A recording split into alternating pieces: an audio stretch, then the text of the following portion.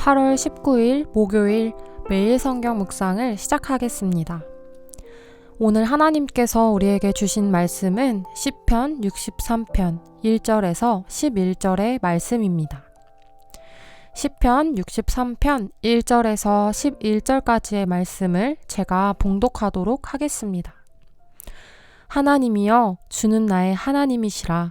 내가 간절히 주를 찾되 물이 없어 마르고 황폐한 땅에서 내 영혼이 주를 갈망하며 내 육체가 주를 앙모하나이다.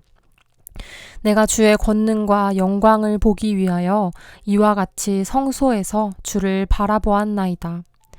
주의 인자하심이 생명보다 나으므로 내 입술이 주를 찬양할 것이라. 이러므로 나의 평생에 주를 송축하며 주의 이름으로 말미암아 나의 손을 들리이다.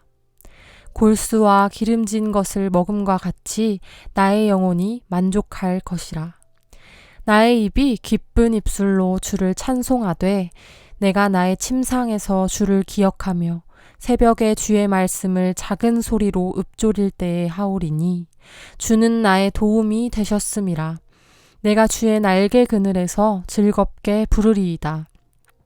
나의 영혼이 주를 가까이 따르니 주의 오른손이 나를 붙드시거니와 나의 영혼을 찾아 멸하려 하는 그들은 땅 깊은 곳에 들어가며 칼의 세력에 넘겨져 승냥이의 먹이가 되리이다.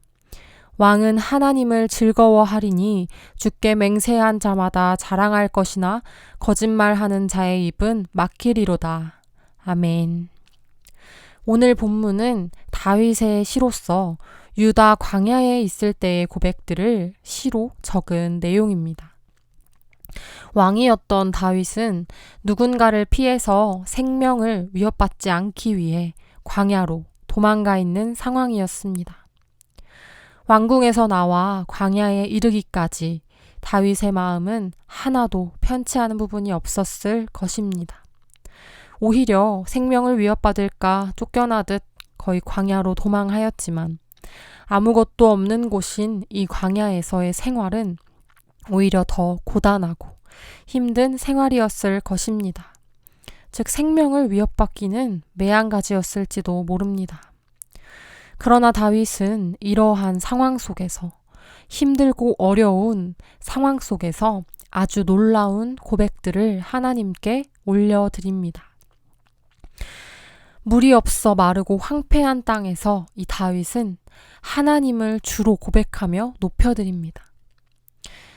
1절에 물이 없어 마르고 황폐한 땅에서 다윗은 본인의 육체가 목이 마르고 힘이 들지만 그때 구하는 것은 물이 아닌 바로 하나님, 주님이었습니다. 내 영혼이 주를 갈망하며 또 내 육체가 주를 앙모한다 라고 고백합니다. 또한 2절에서 다윗은 내가 다른 것들이 아닌 주님의 권능과 영광을 보기 위해서 성소에서 주를 바라본다 라고 이야기합니다. 다윗은 이렇게 계속해서 주님을 높여드리며 어려운 상황 가운데 하나님을 찬양합니다. 3절과 4절입니다. 주의 인자하심이 생명보다 나으므로 내 입술이 주를 찬양할 것입니다. 따라서 내 평생에 주를 동축하며 주의 이름으로 말미암아 나의 손을 들겠습니다. 이렇게 다윗은 유다 광야 가운데에서 주님의 인자를 구하며 육체적으로 목이 마르고 힘들고 어려운 상황 가운데에서도 다른 것이 아닌 주님을 찬양하며 평생에 주님의 이름으로 말미암아 손을 들리라는 놀라운 고백을 드립니다. 도망치듯 떠난 광야였지만 그곳에서 경험한 것은 주님의 인자하심이 나의 생명보다 나은 것이다 라는 이 놀라운 고백은 다윗으로 하여금 그의 인생의 평생을 하나님께 거는 서원이었습니다. 또한 이어 다윗은 5절에서 내가 맛있는 것을 먹어서 배가 부름과 같이 내 영혼이 만족할 것이고 내 입이 기쁜 입술로 주님을 찬송할 것이다 라고 고백합니다.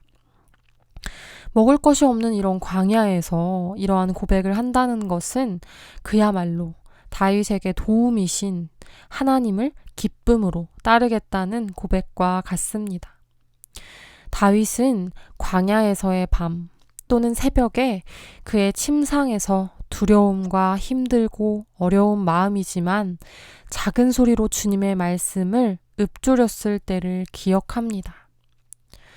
침상에서 그 어려움과 두려움 가운데 마음이 요동하여 도저히 잠을 잘 수 없어서 그 새벽에 붙잡은 말씀, 즉 아주 작은 소리로 읊조렸을 그 마음을 아시는 주님께서는 분명 다윗의 도움이 되셨고 주님의 날개 그늘 아래에 다윗을 두셨습니다. 즉 이렇게 요동하는 마음을 다른 것들이 아닌 하나님께서 붙잡아 주셨습니다. 다윗은 8절에서 이렇게 고백합니다. 나의 영혼이 주를 가까이 따르니 주의 오른손이 나를 붙드시거니와. 나의 생명이 위협받는 두려움 혹은 나의 마음이 광야로 도망할 수밖에 없을 그때에 그 광야에서조차 하나님께서는 내가 가장 두려움에 휩싸였을 때 혹은 내가 먹을 것이 없고 목이 마를 때 혹은 정말 주님의 인자와 도움이 간절할 때에 우리가 하나님을 높여드리고 찬양하고 또 혹은 아주 작은 소리로 주님의 말씀을 읊조릴 때까지 우리와 함께 하시며 우리를 그 날개 그늘 아래에 두시며 주님의 오른손으로 굳건히 붙잡아 주십니다.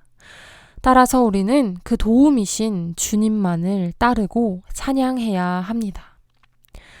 마지막으로 다윗은 9절과 11절에서 더 이상 두려워 떨지 않으며 그 대적들의 멸망을 확신하는 고백을 올려드립니다. 하나님께서 하실 일들에 확신하며 도움이시며 선하시고 인자하신 길로 인도하실 하나님을 의지하며 이 시편 63편은 마무리됩니다. 다윗처럼 우리 가운데에 혹은 우리의 삶 가운데에 유다 광야에 있는 것처럼 느껴질 때가 있습니다.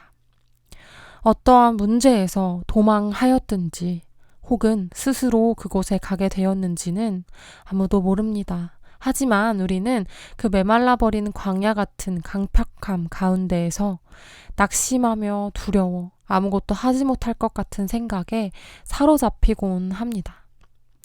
그러나 오늘 하나님께서는 다윗을 통하여 분명 그와 함께 하시며 그의 인자가 영원하며 무궁하며 또한 도움이신 하나님을 따르고 찬양할 수 있는 믿음을 허락하셔서 그런 우리의 영혼을 더 이상 흔들리지 않게 두렵지 않게 분명 그 오른손으로 붙잡아 주실 것을 믿습니다.